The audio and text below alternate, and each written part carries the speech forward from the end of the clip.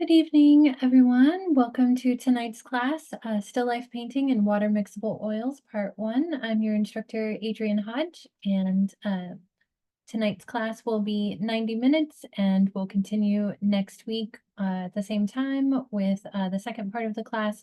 So we are not likely to finish this painting by the end of tonight's class. We'll probably just get like the underpainting done and maybe the first, possibly a second layer on there. And then even at the end of next week's class, you maybe will not be at the same level of completion as the image that was provided to advertise the class, because everybody works at their own pace, and some of us are, just a little bit faster paced than others. And so just, be sure to meet yourself wherever you are in that process. And I really don't have too many other things to say. Usually I want to talk about an upcoming class. But I'm going to go ahead and switch to my tabletop view and go over supplies. Okay, so we're gonna be working on a little still life painting of this mango, and we are using the Winsor & Newton Artisan Water-Mixable Oil Paints. And I'm sure you all may have a few questions about the oil paints. Or water-mixable oils, and I'll hopefully answer all of those questions throughout the class. And if you have any big questions about it, maybe we'll save them until the end, unless it's something to do with the process as we're going. Don't forget to tag your work with the hashtags Make It With Michaels or Michaels Classes, and you can follow me on Instagram at Adrian Hodge Art. And Ilse also has my link tree. She's gonna drop in the chat for you if you're interested. I've got an independent online class starting soon on Saturday mornings called Online Portrait Drawing for Beginners. And that's replacing an online draw club that I've been doing for the last 6 months or so. So if anybody's interested in signing up for that class, you can find it through my link tree. I also teach private lessons on Zoom. All right, so and then here are some of my business cards as well. I always like to share those. I'm also on Facebook, Adrian Hodge Fine Art, and I work primarily using calligraphy ink.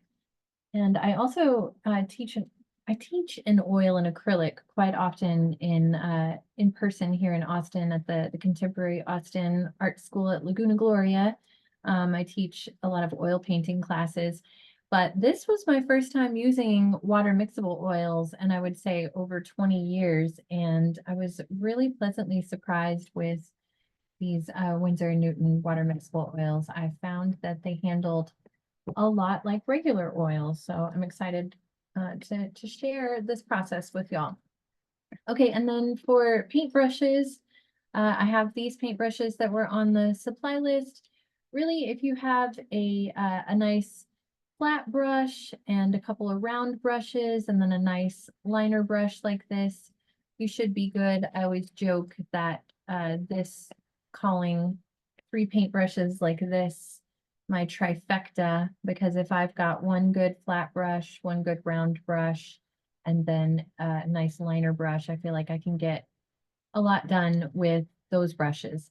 But you use whatever brushes you have on hand and that you prefer. These are all oil brushes.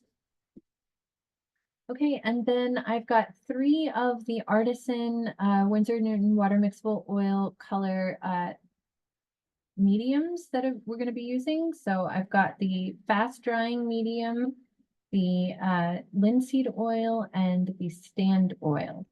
And there are some new versions of these products, and I actually spoke with someone with the Winsor & Newton team over at Michael's headquarters this week and had a little meeting just to make sure I was sharing what they wanted me to share about these products. And I've got an older version of these mediums. On the newer versions, they've got a purple strip across them that designate them as the water mixable oil medium, so you don't get them mixed up with the other regular mediums. And they say right here on the product what these products do. So like the fast drying medium says it speeds up drying time and it increases gloss.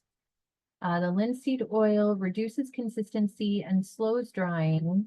And the stand oil is good for fine detail and glazing. So, and I was informed that if you go on the Michaels website and you click on these individual products, I might switch to my forward facing camera while I'm still chatting about the products here.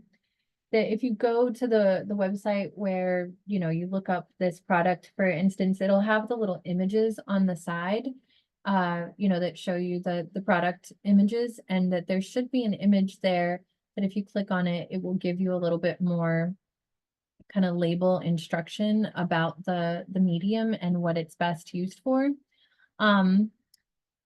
I feel like in an in-person class, I would be like, raise your hand if you've heard of the fat over lean rule. So y'all just, I can see some of you have your cameras on. Have you heard that rule about, well, only a handful of you have your cameras on. Anybody heard fat over lean? All right, I'm seeing some shaking heads. All right, so I can write it in the chat as well. yeah, or write it in the chat. Yeah. Okay, so I'm seeing some no's and I've heard, yes, I've heard of it. Okay, well, that is a very important. Diane's got her digital hand up. That's good. Okay, so this is something if you want to take notes on oil, I would write this big at the top of the page when it comes to using oil paints. Fat over lean. What that means is you're using lean paint at first. You're keeping it thin. You're thinning it out. You're keeping it nice and thin and watered down. But you could use water because these are water mixable oils. So we don't need solvents to clean the brushes or to, you know, spread to thin it out. You can use water, but you can also use this fast drying medium, and it you know, it speeds up the drying time. So you can kind of thin out your paint using either water or maybe that. And the reason for that is that you want to keep it thin. It's going to dry faster because oil paint stays wet for a very long time.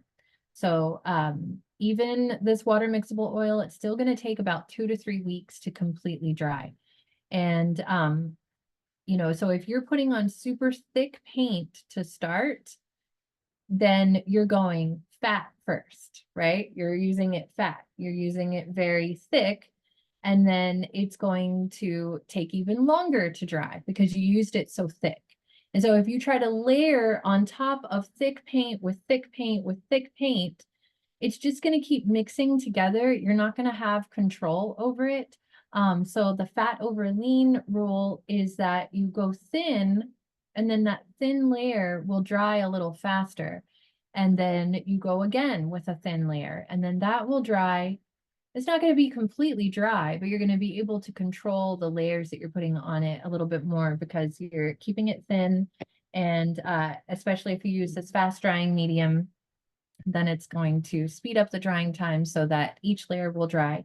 Why do you want your layers to dry? Like I just said, because if you keep it really thick, then the colors could mix together. It could easily get really muddy. Let's say you've got some yellow, like we've got some yellow on here, and then you put some green next to it. It might turn all the yellow green, or it might turn all, you know, we're going to add a little bit of like some brown layers on here. It might, you know, get all mixed up if you're using a bunch of thick paint on top of thick paint on top of thick paint. So you just want to thin it out to start. So that's that fat over lean rule. That's very important. And like I said, I teach in-person classes in oil, and I can say that over and over and over again to beginners until I'm blue in the face. But you're still going to have people that are going to use real thick paint no matter what I say right off the bat. And then they're going to get frustrated because everything's getting muddy. Everything's, you know, too thick. They can't layer on top of it. And then I say, well, that's why I said fat over lean. And I'm stressing that so much, right? So I can't control what you're doing over there, but if you keep it super thin, you're going to have more success, or you're going to have more control. I don't know that, you maybe will have success, and, you can always do whatever you want. I'm not the boss of you. And I love to always say that, but yeah, that's how you're going to have more control, and you're going to be able to layer as you go. And that really goes for a lot of water mediums too. That goes for watercolor, that goes for gouache. If you keep it thin, you're going to be able to control what you're doing on top of that. And then, so as we get to those later layers, like the third and fourth layer, when we're ready to start to add some thicker paint, that's when we're going to use the linseed oil. And then when we get to the last layer, when we're trying to like get all these fine details on there, that's when we're going to use the stand oil. And it comes out, it's really fun. I like how it's almost like honey or like molasses. It's real thick and sticky, and it will help your paint just like sit on top, and it'll give it this glossy finish. And I definitely, in prepping for this class, always like to keep in mind the amount of time that I have. So I probably could have done more layers to this than I did, but I wanted to hurry up and get it to a point where it felt complete. And so I, maybe used that stand oil a little sooner than I would have if I had been, working on this painting on my own and had a little more time for it. Okay, so I talked about the brushes, I talked about those mediums, and talked about the paint itself. You're definitely going to want some water cups for mixing, and then some sketchbook paper and pencils. So I've got an Artist Loft drawing pad here, and some Artist Loft pencils from Michael's that I'll be using to do a little sketching of this mango real quick as we get started. And then I have for my paint palette, I'm going to be using this palette paper, which you may use several pieces of that since we're going to be using all these different mediums on top of it. And then the canvas that I'm using is an Artist Loft gallery wrapped heavy duty canvas here. And I'm actually using an 8x10, even though I used a smaller one for the other example there. And then we have our reference image of this mango that was shared with you in a PDF. Okay, so I'm going to move a bunch of this stuff out of my way real quick to get started just sketching our mango, and then we'll get started on the first layer of our painting on this canvas. Okay, so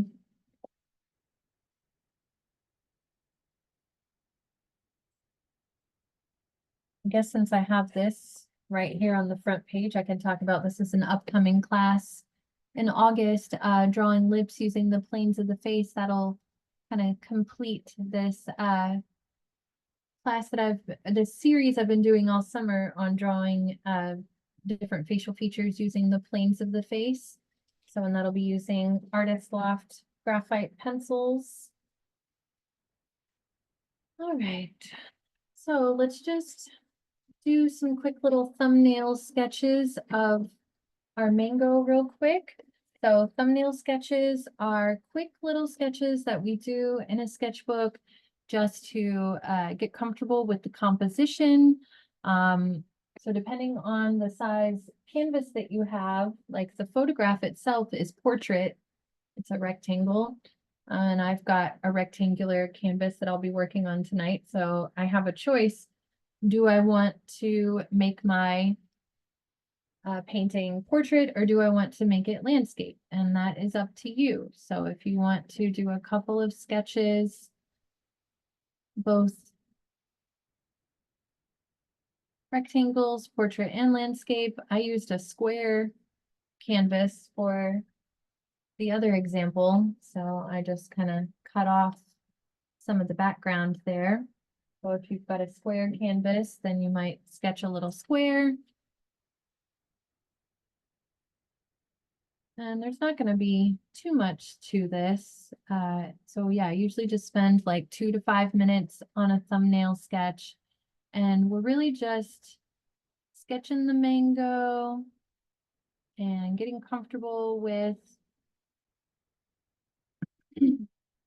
the three-dimensional form that we see here. So we've got our horizon line back there. Think about like dropping that horizon line down maybe in the bottom thirds here instead of having it closer to the middle like it is in the photograph. And if you're doing it landscape, then same thing, drop that horizon line down into the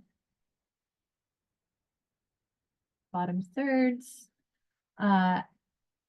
Same thing on the, even if it's on the little square here, we want that horizon line to be down in the bottom third. So we're following that rule of thirds.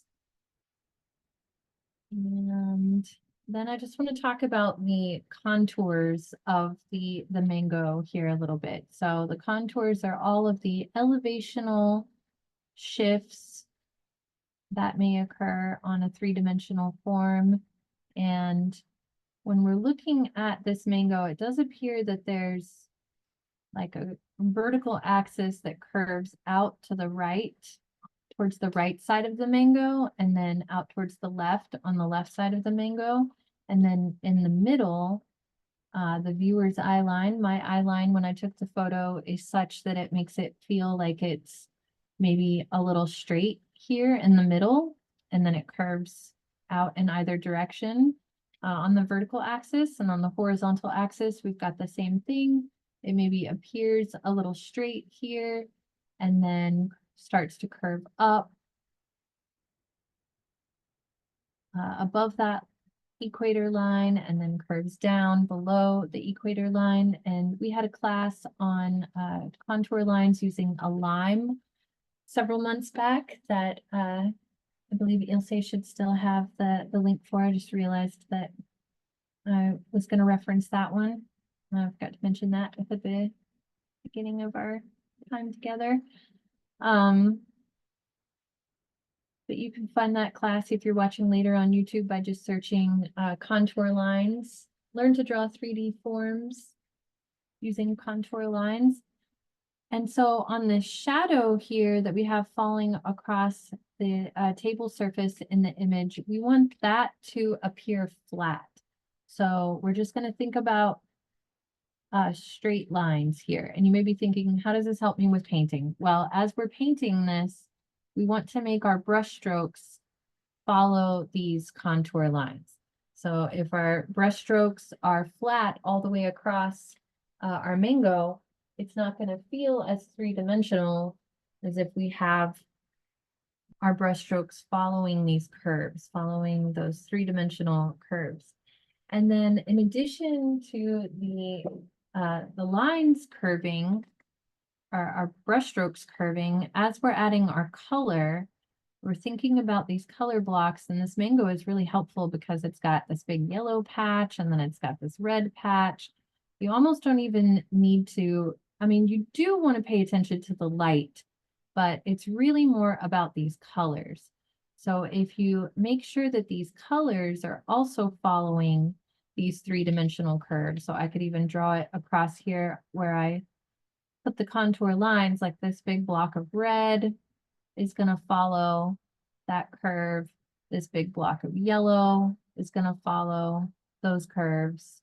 This orangey color up here, the brown, etc., and the green, it's all following these three-dimensional curves. And that's going to help it to feel more three-dimensional. So, and then when we're on the shadow, we've got a few different layers to this shadow. I'm going to draw the shadow again down here. So there's like a darker shadow that's right underneath the mango. And then there's kind of a mid-tone shadow. This, and there's maybe another layer to it as well. So we'll mix up a couple of different versions of this bluish gray here and have it be a little darker so that we can have these various shifts in light in the shadow happening, but we want our brush strokes across that table surface to feel nice and flat so that we have that difference between the 3 dimensions of the mango and the flat surface of the table. Okay, so that is pretty much it for sketching it. If there are no questions, I'm going to go ahead and move on to talking about these colors that we want to mix up for our palette here. So I'm going to leave my paper here for a second, and we're going to start mixing up some colors, and I want us to go ahead and create a little palette, and I'm just going to paint some swatches on my sketchbook paper. And this sketchbook paper should be able to handle just a little bit of this water mixable oil on it.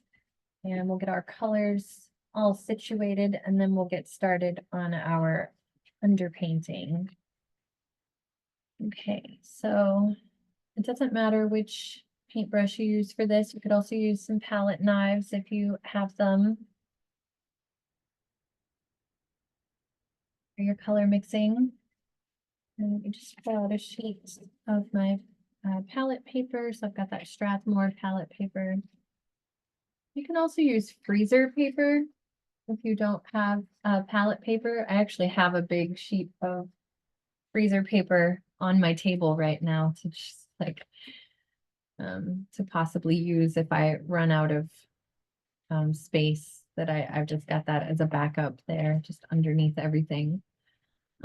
Okay, so the first thing we want to make is the background color. So we're going to work our way from the background forward, and we're going to do a painted sketch underpainting. And if you've never done an underpainting before, we had a class back in February painting a couple of cherries using, it was a monochromatic underpainting class using acrylic paint, but the same idea applies just with these oil paints tonight. So I had a couple of different ways of starting an underpainting in that class. And this one we're going to do just a really light color painted sketch, and then we're going to use thinned out washes. Maybe we'll use a little bit of that fast drying medium, and we're going to start with a thin layer of this background color, and we're going to start with a thin layer of all of these colors that we're seeing on the mango and the shadow. We're going to try to get one good layer filled in on this entire painting as quickly as possible tonight, just for the sake of time in our class. And then next week we'll continue building on that. And I think in tonight's class we maybe will only get so far as getting these colors mixed up, doing the underpainting, and getting maybe one layer on there. I think I'll be satisfied if that's what we do. Okay, oh, I forgot to talk about the colors that I chose. I went onto the Winsor & Newton website when I chose these colors, and I've got primaries here, but I have 2 primaries for each one. So these were the colors that were suggested for the water mixable oils. For the primary reds, they suggested permanent rose and cadmium red hue. And then the Winsor & Newton website for the Artisan water mixable oil colors, they suggested French ultramarine and phthalo blue for the blues. And then they suggested lemon yellow and cadmium yellow hue for the yellows. And then I've got titanium white, which is always going to be your most opaque white. And then I have ivory black here. So you've always got, and if you're curious about color theory, we've got a class that you'll say can drop in the chat on color theory basics, also using acrylic from several months back. And that was using the Golden brand paints. So the primaries that were suggested for the Golden brand are always going to be a little different. It's always different across the different brands. But what you really need to know is that oftentimes there is a cool primary and then a warm primary. So like of these two, the lemon yellow and the cadmium yellow hue, this one is the cadmium yellow hue is a little warmer and the lemon yellow is a little cooler.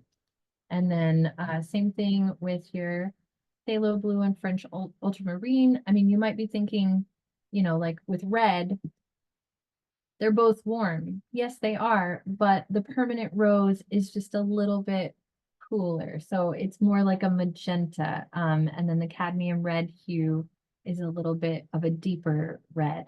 So it's good to have them both because when you're mixing up colors, sometimes you might not be able to, you might not be getting the green that you're wanting.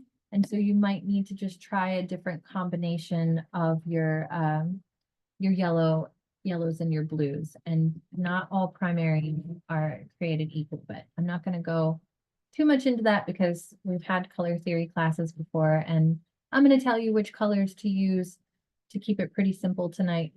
Okay, so the first thing we want to do is make this nice, cool grayish blue here in the background. So let's first just get some white squeezed out. Actually, let's just go ahead and get a little bit of all of these squeezed out because we're going to use all of them. So we might as well. And you just take note of where each one is on your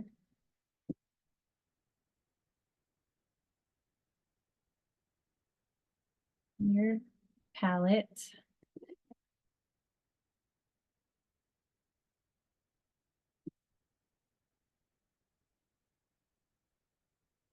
And I'm just going to start with a little bit because I can always squeeze out more. Just make a little lineup here of all of my colors. My yellow might go off screen a little bit here.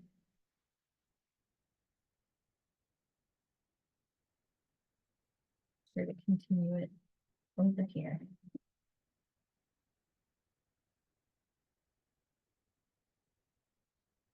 All right, and then I've got my white and my black. So typically when I make a gray, it's nice to mix all of your colors from your primaries. And I think it's nice to even mix up your own black rather than using black out of the tube. But for the sake of time, I'm just going to go ahead and use my black to make a gray.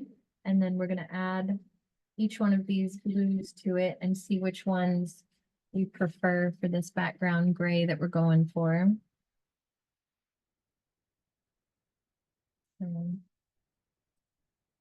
First, we always want to start with the lightest color first and then slowly introduce the darker color so that the darker color doesn't eat the lighter color up. So, and it's also good to clean your brush in between each color as you're mixing so that you keep your colors kind of separated. And I've also got some paper towels here if I didn't mention that. Got some shop towels here. So just take a little bit of this black and I'm going to kind of paint over here to the side and just slowly introduce this gray. Sometimes people get frustrated when they're mixing colors if they start out small like this because then they get the color that they want, but then they have to mix it again, get more of it. And that is just part of the process of painting. So if that frustrates you and you want to mix up larger quantities, you know, there's kind of no winning in that regard because I feel like if you mix up a huge quantity of it, you might not match the color and then you've got a whole huge pile of a color that you don't want.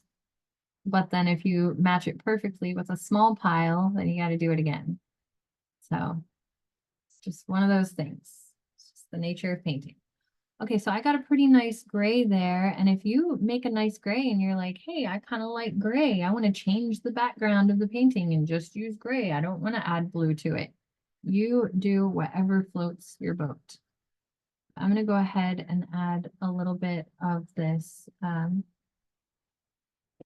phthalo blue to my gray and see what I think about that. And I think that's gonna do it. That's gonna make that nice bluish gray that looks like the paper that I had using as my backdrop for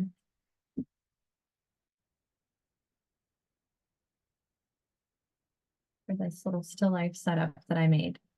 Okay, so yeah, I've perfectly matched that bluish gray, or I feel like I have. You might want to go ahead and paint a little swatch of it on your paper because it always looks a little different on you know, canvas or on paper versus on the palette. So it's nice to paint a little bit with it first and see what it looks like. And if you want to go ahead and make a bigger pile of it, I'm just going to go ahead and move on.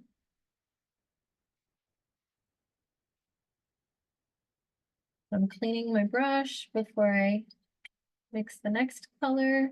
Let's go ahead and make our shadow color. So that's going to be the same thing, but with a little bit more black added to it so that it's a darker version of that color. And the black is immediately taking that over and making it just a nice dark gray. So I might add a little bit more blue to it. Might have to balance it a few times before I get where I'm going, but I think that's pretty good. That's definitely one of those shadows. And then the other shadow, maybe we just use more black and then maybe both of these blues together. I'm already contaminating all my colors, mixing them together a little bit here. But yeah, that looks pretty good for that darker shadow. So we've got 3 different versions of that grayish blue here. All right, so now we're gonna work our way from the background forward. So looking at this mango and asking ourselves, what is the color that is underneath the most on the mango? What do y'all think? I want y'all to look at it. What color do you think is underneath the other colors? What color should we do first if we're working our way from the background forward? Just drop your answer in the chat. So I want to get you looking and noticing the colors that are underneath, colors that might go on top. All right, I see Aziz says yellow. Totally. I'm seeing yellow underneath as well.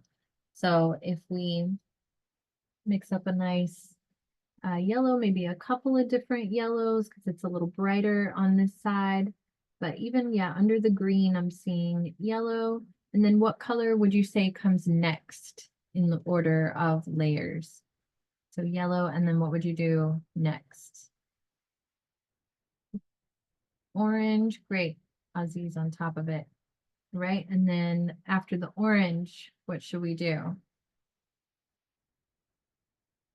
Laura's saying orange and red. Yeah, definitely orange and then the red. And then after that, what color should we do? Green. Y'all got it. And then what's the last color? What's the darkest color that we're seeing on top of there?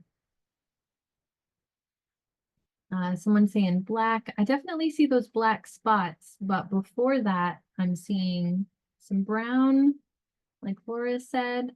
Aziz saying gray. Yeah, maybe some gray. I'm seeing a deep purple down here at the bottom too. So kind of a violety color. Let me just pull my other painting back out, and I guess I didn't add a purple on top of that. I used more of a darker red. Maybe it's just something the light's doing right now, but I also saw kind of like a peachy color in there. So we'll make a little bit of that, and definitely brown. Okay, so first let's make our lighter yellow. I'm going to start with white. And then add the lemon yellow on top of that, because I want that yellow to be nice and bright. Just keep adding that lemon yellow to the white until we get something that feels like a nice pastel yellow. And maybe you use the lemon yellow direct without adding white to it. I can see right there, I didn't clean my brush completely. You paint the bottom of the cup, you should be able to get all that blue and gray off of your paintbrush, but I still had a little bit of blue on there that mixed with that, turned it a little bit green in my little swatch there. So maybe I'll paint a little swatch of just the yellow next to it to see the difference. Maybe I don't need white. Maybe it will be okay, just yellow. Okay, and then try it again with the white and the other yellow, that cadmium yellow hue. See what kind of yellow we get with that. So that'll give us that kind of peachy orange color that I'm seeing in some places where the green and the brown are touching. I'm seeing a little bit of this kind of peachy pastel orange color. So that's the white and the cadmium yellow hue. And I'll paint a little swatch of just the cadmium yellow hue. See what that looks like. And that one ends up looking a little more orange. So we maybe don't even need to make our orange there.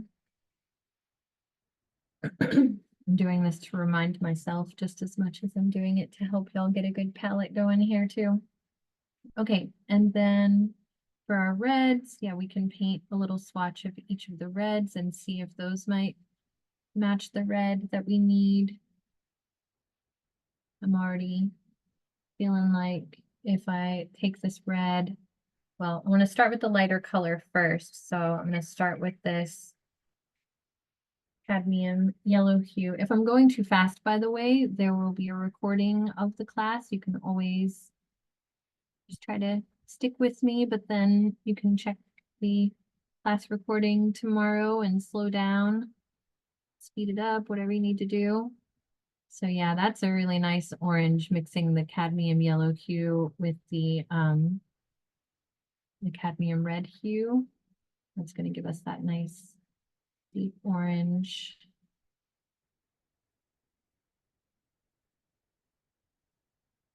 Yeah, I'm very likely going to have to mix these colors up again as I go, but to get a bigger pile of each of them, but just knowing how to mix the colors is very important.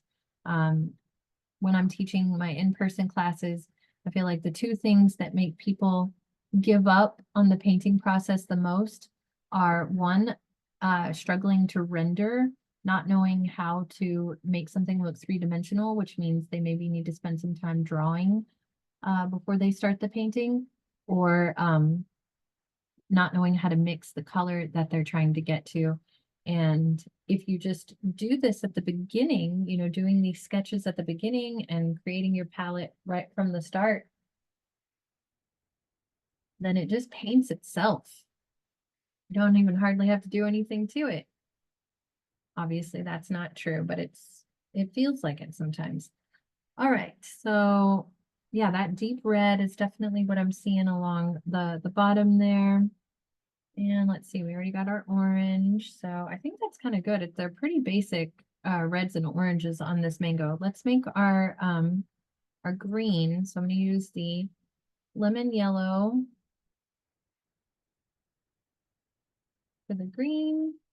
And as you're mixing these colors, you're also getting acquainted with the water mixable oils and maybe starting to see just how they handle with the water. So we're getting a good test going. If you've never used these before in that regard, you could even add some of these mediums to them and, you know, play around with like a piece of canvas paper if you had some off to the side, like with these mediums. All right, so I've got my little pile of the yellow, and then I'm going to add the phthalo blue first. See what kind of green I get when I do that. And that's going to give me more of a phthalo green, which is not what I want. I want more of like an earthy green. So let's try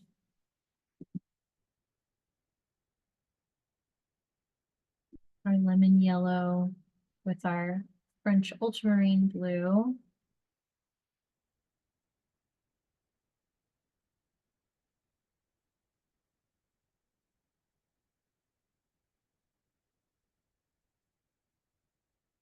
Right, and that is definitely going to give us more of an earthy green. I think that's the one we want. You might add a tiny bit of that cadmium yellow hue to it. Yeah, that's going to get it a little more on that foresty green level that we want. So I used both of the yellows and the French ultramarine blue to get that nice earthy green. And then you could stretch that out a little bit with each of the yellows and get some lighter versions of it because we need a few different versions of that green. So I just added the cadmium yellow hue to it to stretch it out a little bit more. That's what I'm seeing in like the lighter part of the green where it hits the on top of the orange, is something more like that. Okay, and then yeah, the little black dots, you could use black, or maybe we could make a violet. Let's make a violet with our darker blue and our darker red or warmer red and that French ultramarine blue. So see, we're gonna get a nice deep dark violet there. The more blue we use, the more it's gonna be just like that midnight deep purple. And that could be kind of nice on the instead of black. Using dark violet instead of black can often just add an extra dimension to your color there. All right, so we got our palette figured out there. Are there any questions about those colors, how I got there, or anything like that? Let me see.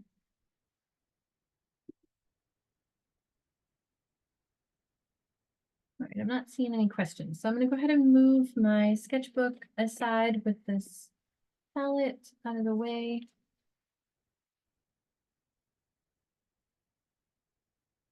And we're ready to do our little underpainting on the canvas.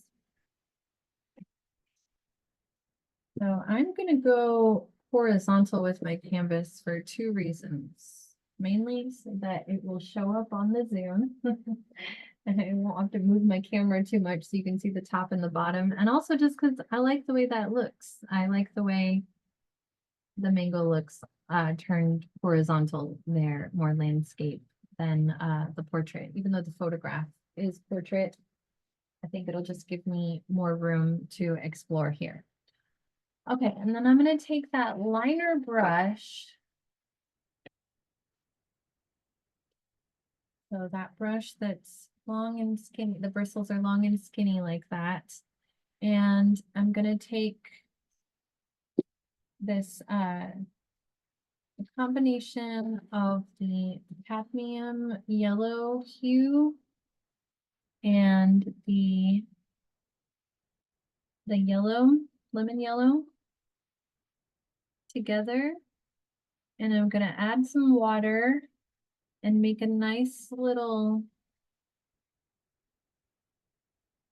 kind of syrupy pile of it. One that's like, it's a little runny and it might run off my desk because I'm on an incline here on my drafting table, which is something I just have to deal with when I start adding these mediums to it. They're going to just drip down the page and drip down my desk, and I'm going to have to deal with that. I did use a palette box when the last time I was painting at my desk with these, but we're going to see how this goes because my palette box is full of some other paints now. Okay, so I want a nice little drippy pile of these two light yellows. And we're gonna just essentially draw with our paintbrush and these lighter colors. And this is a trick that I learned from a really incredible painter in college at the University of Texas. I had the privilege of learning with Melissa Miller. If you don't know who she is, feel free to Google her name. She does these gorgeous paintings of um, allegorical paintings of animals that are just incredible and huge. And anyway, she taught us to start with a light yellow underpainting like this. And this was something we talked about in that class on two different types of underpaintings. So I've just mixed up this nice little watery pile and I'm just loading up this brush so that I can draw with it. And as I'm doing that, I should be able to easily erase. So as I like, let's say I draw a line and I'm like, oh, no, that's not where I want that to go. Well, then I can just take a different paintbrush, a bigger paintbrush and some water and scrub into it a little bit real quick and then grab it out with my paper towel. And that's how I'm going to be able to erase any part of my underpainting that I'm not happy with. Okay, so I'm just gonna draw what we did on that thumbnail sketch now. And the camera is right over this, and like I'm trying not to hit my camera with this long paintbrush. So I'm gonna just start to draw that mango. And I might have to do it a few times. I might have to erase some of these lines and redraw it, but we just went over how to redraw it. It's okay if it's not, the shape is not perfect, and you need to do it a few times. Like maybe would have been nice if I had scooched it over a little bit more to the right. It's not quite centered here, but I'm gonna just leave with it being kind of off center because I am gonna have the little stem up here. And then I want that horizon line going behind it to be a little bit more towards the bottom thirds, not quite halfway, although, hang on, I am going to do it again. This will be helpful for y'all to see me erase this and do it again, because I just realized I want this to be a little different. I want the sizing to be a little different. So yeah, no harm in redoing it. This is why it's so nice to start with this yellow, because it's so easy to cover up. I'm going to do it nice and thin like that, so it's easy to start over and redraw it.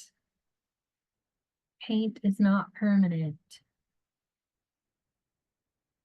until it dries, and oil paint is so wonderful for that because it takes like 2 or 3 weeks to dry, right? Okay, I just want to go bigger with it. Just want it to be a little bigger, take up more space.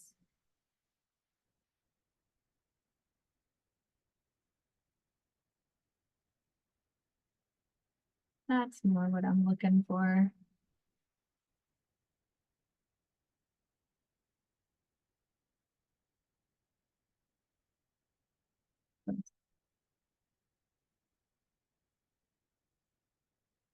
Doesn't feel too much different than what I just did, but also it does feel different. So I'm gonna go with that.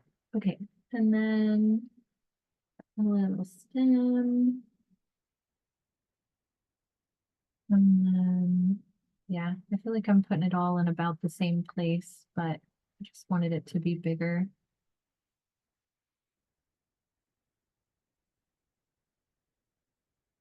I mean, the mango's the only thing in this painting, so why not let it dominate a little bit here? Okay, and then we definitely want to make sure we left some space for the shadow. And it totally just the shadow, not where I want the shadow to be.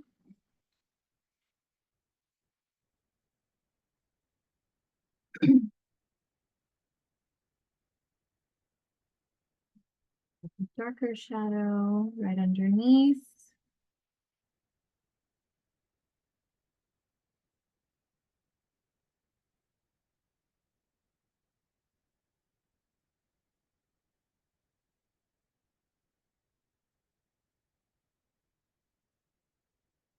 Hopefully you're looking at the reference photo as you do this and not my painting. I'm looking back and forth at the reference photo as I do this. So, and then I'm just kind of eyeballing it to see, does my shadow need to go a little farther out? This one, yeah, it's pretty dramatic shadow. Maybe I should have scooched the mango even more to the right, but oh well. I am gonna make my shadow go out maybe to the edge, so it's not gonna be like perfectly centered here, but that's okay.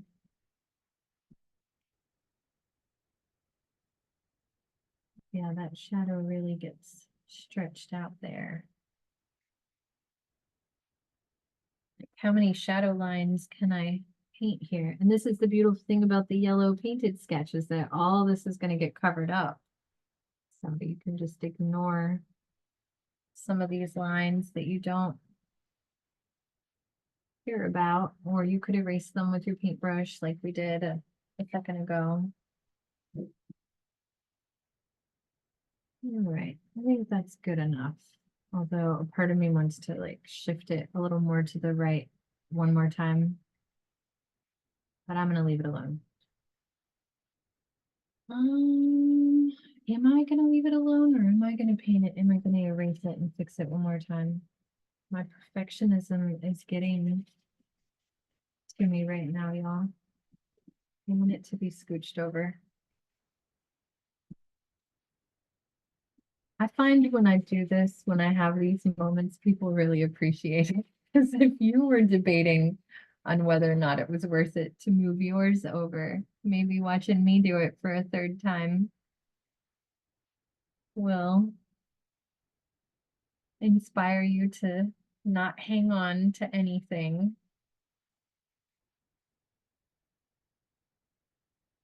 Yeah, let's just go even more over here to the right.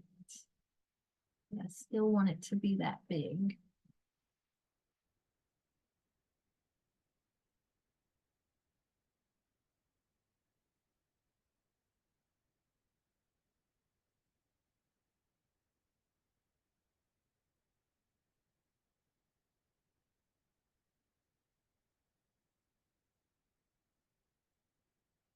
We're really breaking the ice on this one. I realize that it just seemingly doesn't feel like I scooched it over that much, but I think that makes a difference. I just want that shadow to be more to the left. See, these are all things we could have talked about when we were doing the thumbnail, and I just was not really thinking. But that's the whole point of the thumbnail is to work out all these issues so you don't work them out in the underpainting. But we still got there eventually.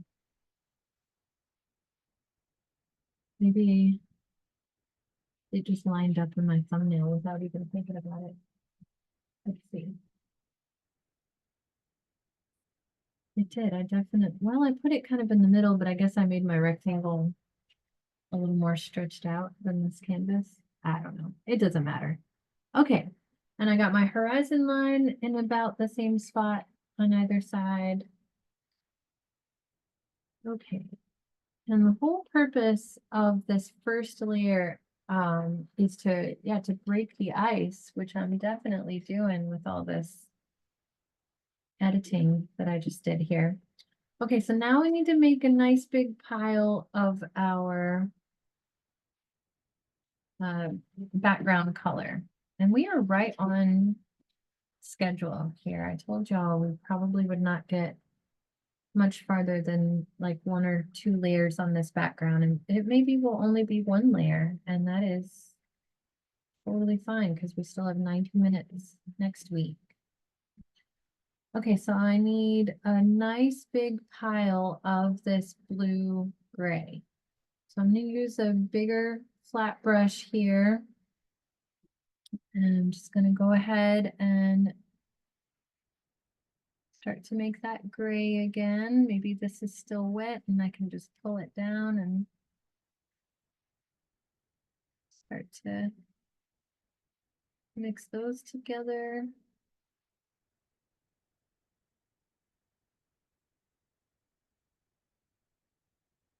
And we're going to add a little bit of that fast drying medium to this so that hopefully our first layer will dry nice and quickly. And we're also going to thin this out quite a bit with our water. So this first layer doesn't even have to be like the perfect gray. It can just be some kind of bluish gray. And if you want to make it darker or although there actually is a bit of a shift, I should talk about this. There's a lighter version of it on the bottom, and we're going to do a darker version on the top. So we did those 3 different versions of it. You might have one that's like even more white, like a baby's breath of that first bluish gray that you painted a swatch of. Paint another one that's, you know, just one shade lighter, one tint lighter on the tint scale. So just more white. And I feel like that's what I've started with here is the lighter version of it. And I'm just gonna mix up a good amount of water here. This is where my little palette box, I've got a big plastic box that I've used for, I have a little pane of glass that I put inside of it for oil paints. And I've used it for watercolors. Anyway, it's nice because I can like get a little puddle going in there and it's just gonna go into the corner of the box if it drips around. But here on my desk, I just have to be mindful of these drips. I might turn this way, so if it starts to drip, it just goes on my freezer paper that's underneath and not into those other colors. Okay, so we're looking for a nice big pile, and then we want it to be very thinned out because we're going lean here to start. Although as I've been adding water to it, it has kind of lightened up a little bit even more. So I'm gonna add a little bit more blue and black to it just to get it to be more of that gray. Right, so I've just been dripping water into it to get it to be a little thinner. And then now I'm going to take some of that fast drying medium.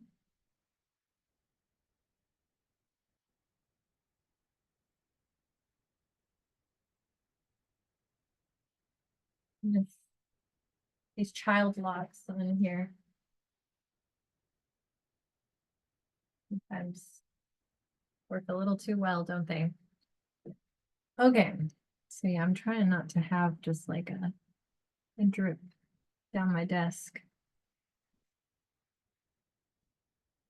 Just dripped it onto my paintbrush itself. Okay, and so I'm just gonna start painting my background, getting a nice thin layer going on my background.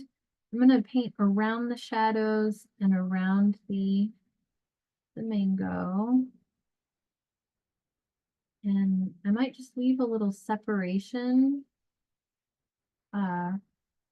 Even if this is like a shade too dark on the bottom, we can do another layer with it lighter because remember our titanium white is opaque. So we can go over this with a lighter version of this color and lighten it up if we need to, or we can just go a shade darker for the top. But we're starting with our background, working our way forward. In fact, I'm going to go ahead and just add a little bit of white to this now. I'm saying that, and then I'm like, I want it to be lighter than the background on top.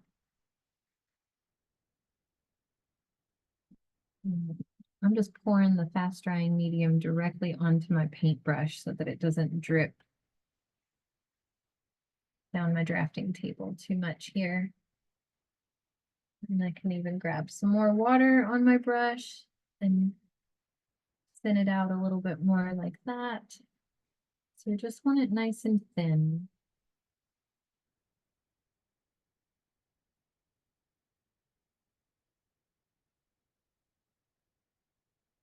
Because we can always add another layer.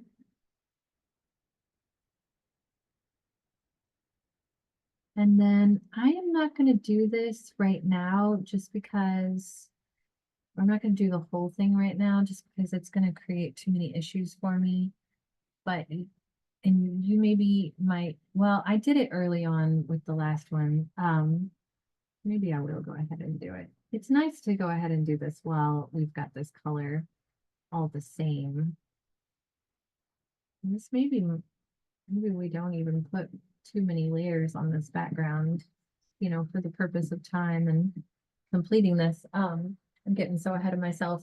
I painted the sides of this canvas. So see, I went ahead and painted the sides with the lighter color on the top and the darker color, or the lighter color on the bottom and the darker color on the top. I did that on all four sides of the canvas. So let's go ahead and do that now because it'll be nice to have it done while we already have these colors. And it is always tricky, but you know, we're just gonna have to deal with the tricky aspect of it. But I do recommend putting another layer on all of this too. I maybe never put another layer on the background. The more I'm looking at it, I can see all those thin brush strokes all the way around, you know, because I realize that I don't have enough time in these classes to do things that are a little more fully developed, and it's still photographed nicely, even with that one thin layer on the background. But you definitely are welcome to put another layer on this whenever you can. Maybe tonight after the class, or maybe at the start of the class next week. Maybe if we have time, or if I feel like we're going to have time, we can all do it together at the start of the class next week. But it is nice to go ahead and do this now while you have these colors matched so that we can get this lighter one. But you just have to be careful, like right now, as I'm touching it to pick it up and putting my fingerprints in it. So it's definitely tricky, but and it's easier if you just kind of hold it. Like I switch to my forward facing camera because there are just some things that are easier to do in 3 dimensions and not flat on my desk.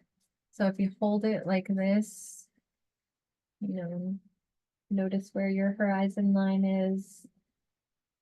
It's easier to get those sides painted like that.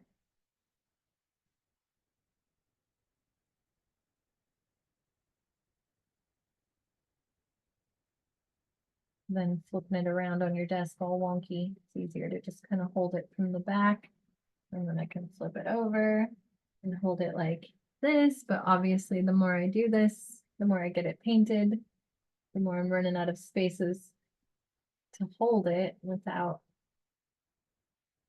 getting paint on myself. And sometimes I save this for the very end, you know, when I'm totally done with a painting, and then I go back and paint the sides. I'll just have to match the color. But sometimes whenever I do that, these little moments right here where it, you know, wraps around to the front, if I don't get the color matched perfectly, then, you know, there can be an annoying little brush stroke or two that can really just distract the whole thing. So it is definitely easier to just go ahead and do it right off the bat because now it's done on the bottom layer anyway. And so now we need to make a darker version for the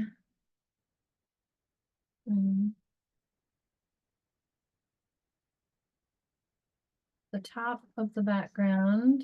So I'm just adding some more blue and a little bit of black to that to get that darker gray. So that we get that separation in the background.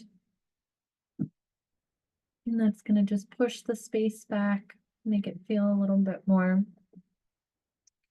three-dimensional. And I'm just pouring that fast drying medium directly on my paintbrush to keep it from going all over the place. And then drip in some water in there just to thin it out a little bit more.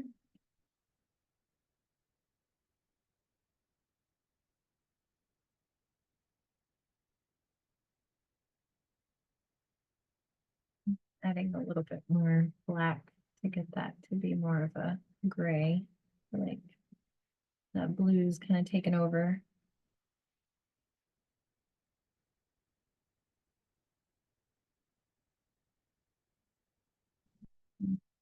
A little bit more fast drying medium.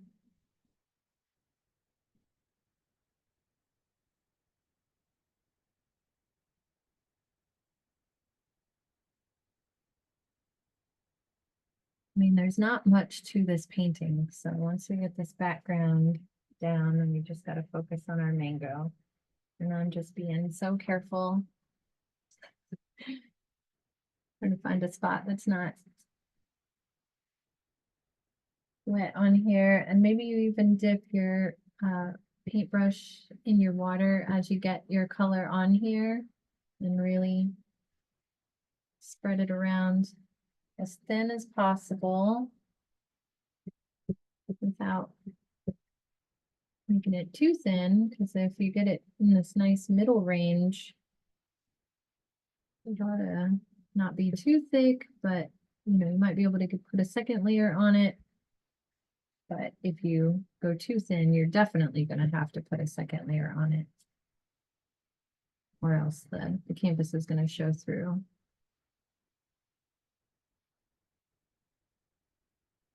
You might even leave a little gap right there in between the horizon line. And I'm trying to keep my brush strokes going the same direction the entire time so that it's all nice and uniform. So I'm keeping my brush strokes horizontal. Even as I get up next to the mango, I'm just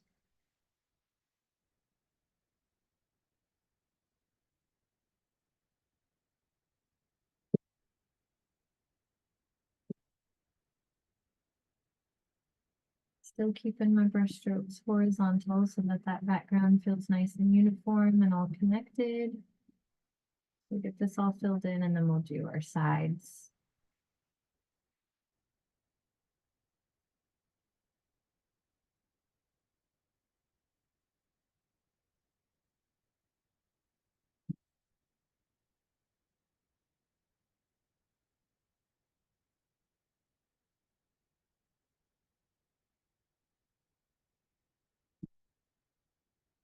So tricky with my long paintbrushes and my camera right there, trying to paint without knocking that camera. So tricky.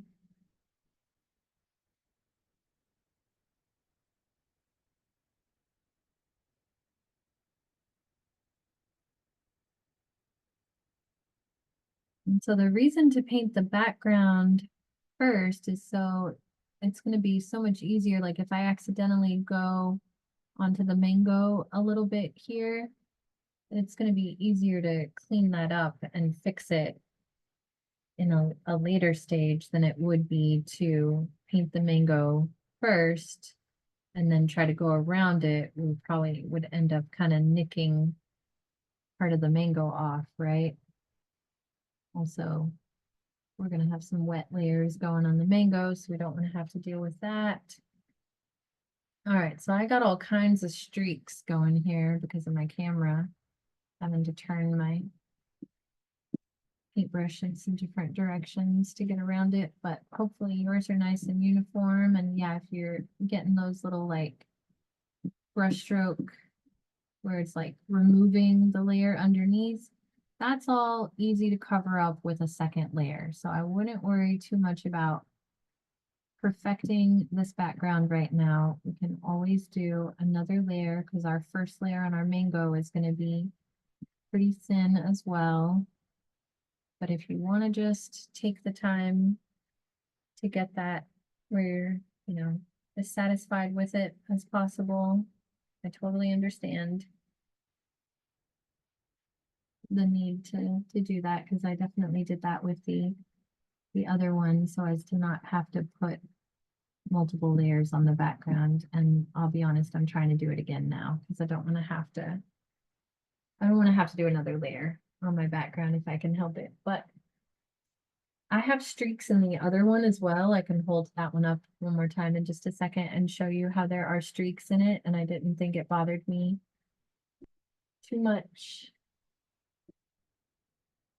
See, there are streaks in that one too. I don't think they're that big of a deal. So if you end up just with this one layer on it and you feel like those streaks are going to bother you,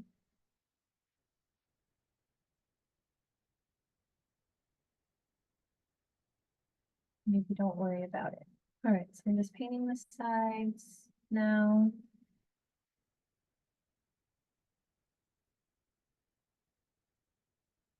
And it's going to get tricky in just a moment here when I have to turn it.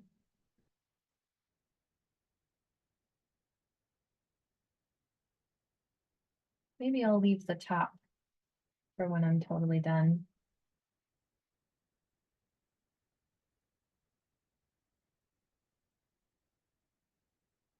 I think I'm going to stop there and just worry about the rest of that later. But y'all get the idea about how to paint all your sides. Okay. Let me switch back to my table view. And let's see, how are we doing on time? We have about 17 minutes left. All right, but yeah, your background might be good, just that one layer. Because like I said, I only did one layer on this one, and I tried to get it as where I was as satisfied with it as possible with that one layer, just living with the streaks, and they don't bother me too much. Okay, so now let's get our yellow going on the mango. Get a nice thin layer of our yellow and orange and red and green if we have time. We'll see how far we get.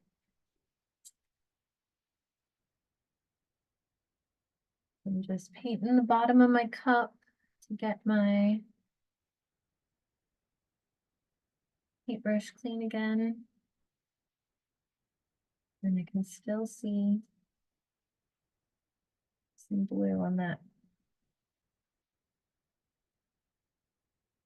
All right, so I think we said the lemon yellow by itself looked better than the white and the lemon yellow. So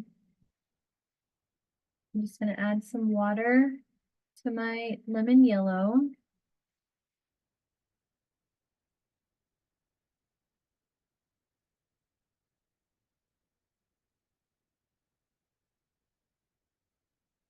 And some of that fast drying medium again. And I'm using that larger round brush.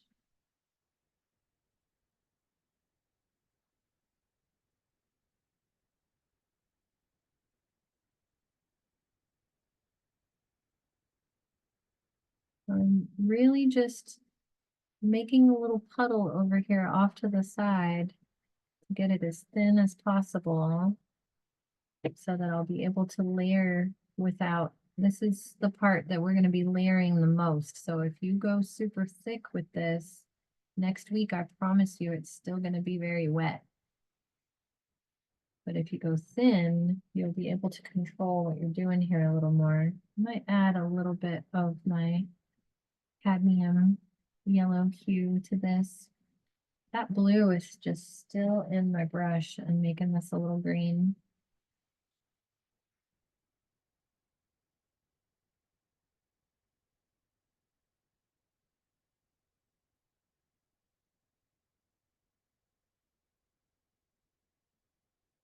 I'm gonna go ahead and add a tiny bit of white to it as well.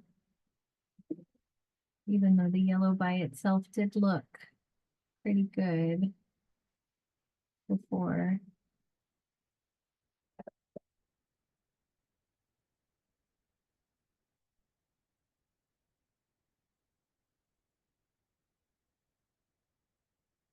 All right, so I'm seeing all that yellow right here, this big round spot. I'm getting that on there nice and thin.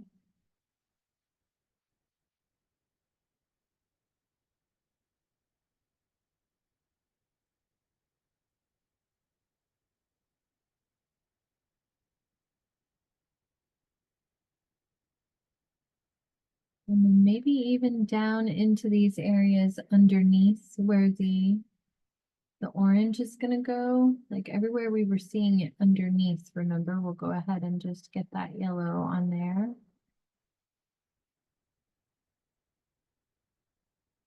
Nice and thin. We can always make it thicker. We can use those mediums to make it thick and kind of stand on top later.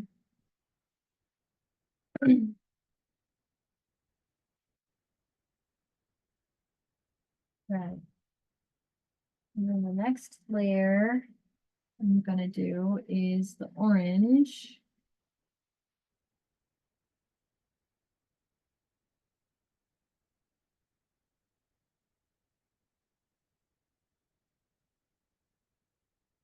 I might even just add that.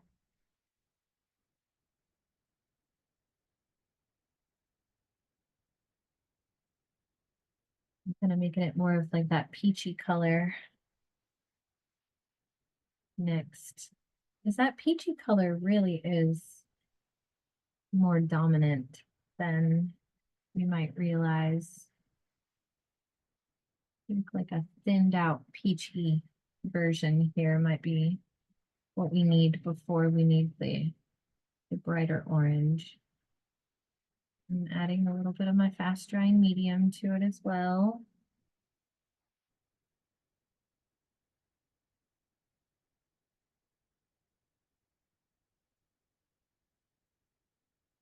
And just getting it thin because we want it to be lean.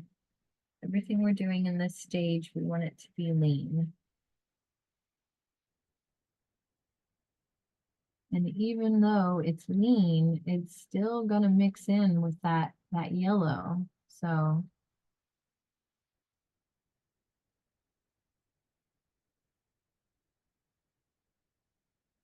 being aware of that.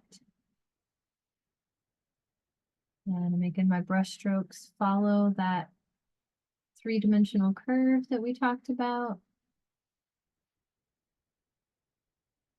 And then we just bounce around with this thin orange and see where all that can go.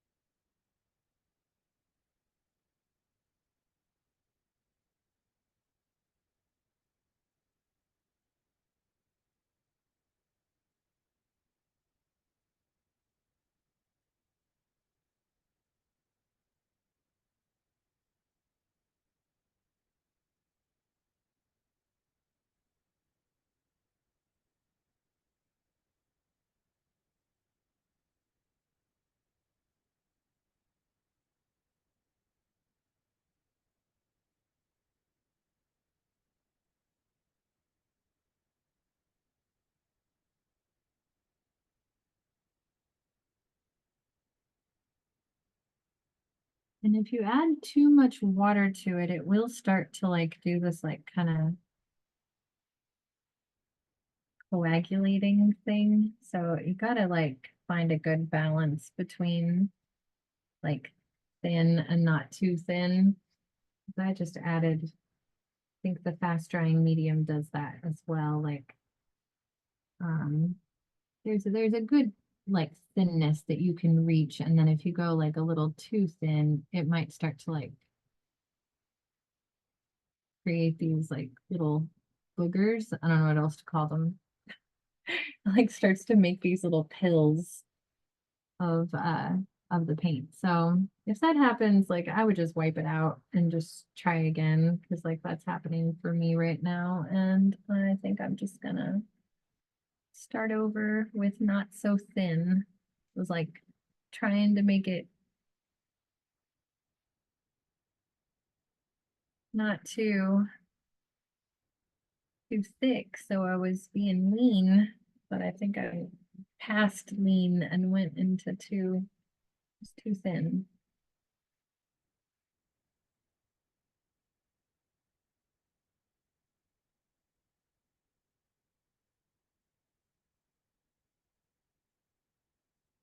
I'm just going back with a little bit thicker orange. It's more on the red orange side since that's the next layer in this area. And honestly, our mangoes can all be a little different. So, if your coloring is not quite the same as my coloring, but you still have some representation of all of these colors, mangoes are some combination of these colors. Some of them might be more green, they might be more orange, they might be more red. All right. And then I'll switch to the red now. Just get a nice thin red. And I'm just going back and forth between thinning it with the fast drying medium and thinning it with water.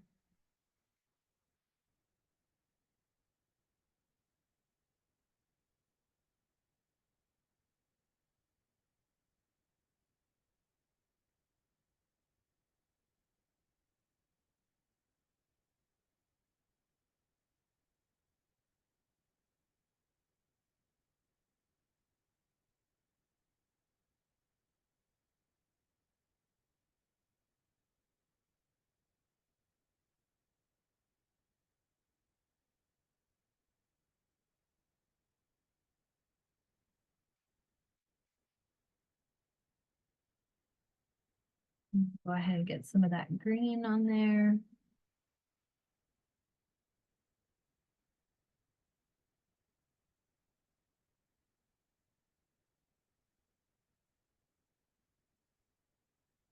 I'm trying to do it without making more green. I think I'm gonna have to sit here and make some more green.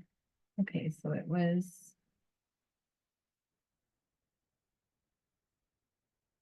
the French ultramarine and the cadmium yellow hue and the lemon yellow. But yeah, there we go. We want that really earthy green.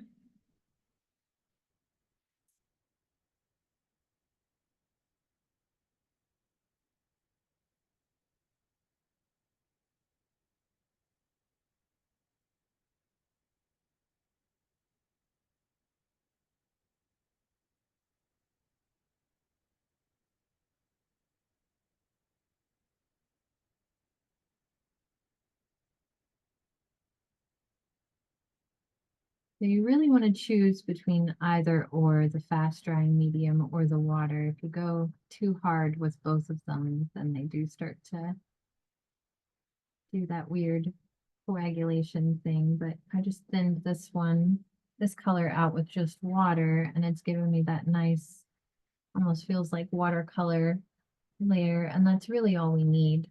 The fast drying medium will just, if you do go a little thicker, use a little bit of that, and that'll keep it from staying too thick and too wet for too long in the next layers.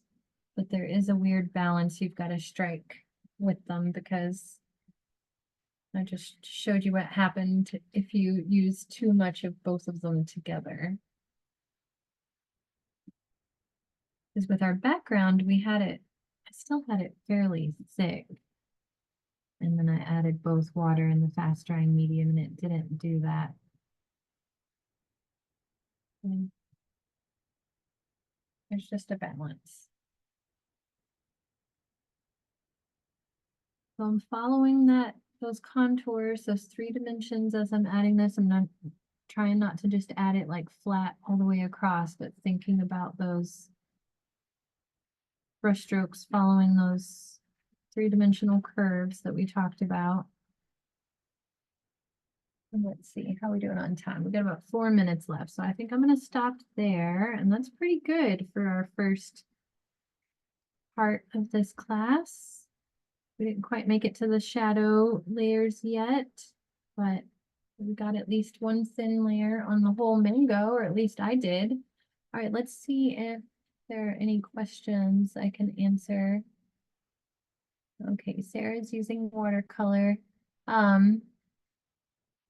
It's not setting, so you just want to wait for your layers of, if you're using watercolor, I mean, our classes, you know, I wanted to focus on these water mixable oils, but letting each layer dry with watercolor is always going to be your best bet. So just try not to do another layer until you've let your first layer completely dry with watercolor. I've got some watercolor classes coming up in September that I've been planning recently that are going to talk all about, like, you know, just the optimal ways to layer your watercolor one layer at a time. Just the trick is let it 100% totally dry with these water mixable oils. We can't do that. We've got to wait weeks for it to dry. But when we come back in a week from now, we will see, my daughter's making a comment over here. What? This one is totally dry, yes. No, it isn't. It's not? You think it's still wet? It does feel a little sticky, folks, a little bit. Well, that's why you're not supposed to touch paintings. Yeah, ooh, it is still, it was a little sticky there, and some of that did drip down because I hung it right on the wall when it was still wet. So it just takes a long time to dry. We've got, let's see, it has been months. It's been 2 months. We've got 2 minutes here left in the class. Does anybody want to hold up their painting if it's not going to drip too much? I'd love to see where you all landed at the end of class number 1 here. Oh, that's lovely, Sarah. Yeah, I like how you're letting all those different color blocks go right up next to each other. That's really nice. Thank you, Beatrice, for the lovely feedback. Let's see, it says Perla. Oh, that's lovely. Oh, your background is real luminous. That's really nice. Yeah, you're working on a flat board there, so you don't have to worry about painting your sides. Let's see. Okay, yeah. Looks like some drips are happening there, so I won't make you hold it up too long, but I like that you're going nice and thin with it. You might want to put it down and start to drip a little bit. But thank you for sharing that. Patty, that's really nice. Yeah, keeping it nice and thin. All right, hold that up. Oh yes, that's really nice. Lovely first layers. That looks like watercolor again, maybe. Is that the water-soluble oils? Can't tell, but I like how nice and thin and watery you're making them if it is. I like how you went ahead and started putting some texture on there too. We're definitely going to talk about how to create that texture in the last layers with the stand oil next week. That's beautiful. Thank you for sharing, y'all. All right, so yeah, next week we'll continue on with this process, and we'll mix in some of that linseed oil and stand oil to get it nice and thick and those fatter layers that we'll be doing.